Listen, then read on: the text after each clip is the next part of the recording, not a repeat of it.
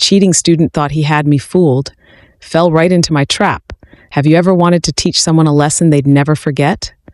Well, I did just that to a group of cheating students. And let me tell you, it was absolutely glorious. I'm Dr. Emma Chen, a cancer researcher in my late 20s. Last year, I became a guest professor at Westbrook University's School of Medicine, teaching medical imaging. Being young and foreign, some students saw me as an easy target, inexperienced and gullible. Little did they know, I had a few tricks up my sleeve. As part of my course, students had to submit 2 reports worth 10% each of their final grade.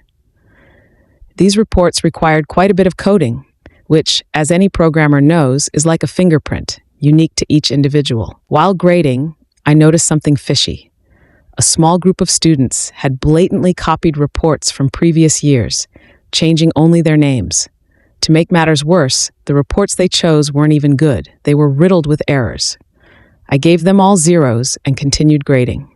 In the halls, these students would casually ask about their grades. One day, a guy named Jake approached me.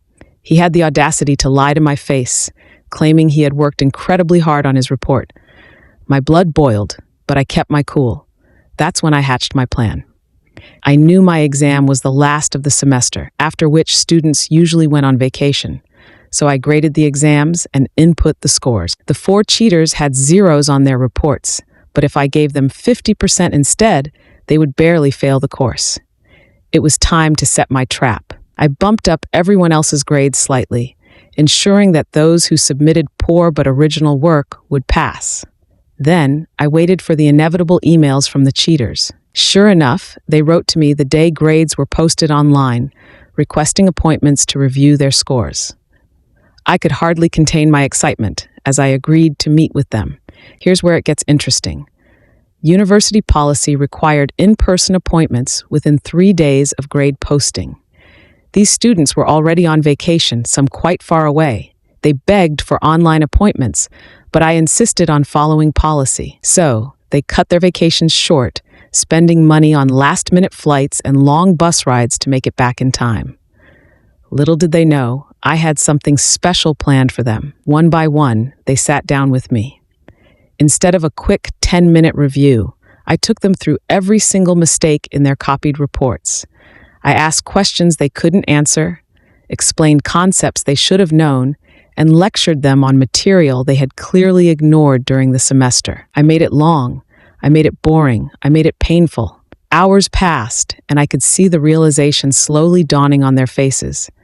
Their smug expressions faded as they understood that I knew exactly what they had done. When they tried to leave, I insisted we finish the review. University policy, I reminded them with a smile. I dragged out their misery for hours, legally torturing them with their own laziness and deceit. By the end of each session, they left with crushed spirits and a failing grade. They had ruined their vacations, wasted money, and lost precious summer time, all for nothing. As they walked out, I couldn't resist one final twist of the knife. I hope you enjoy what's left of your summer, I said cheerfully. See you next year when you retake my course. The look on their faces, priceless. Sometimes the best lessons are the ones that hurt the most.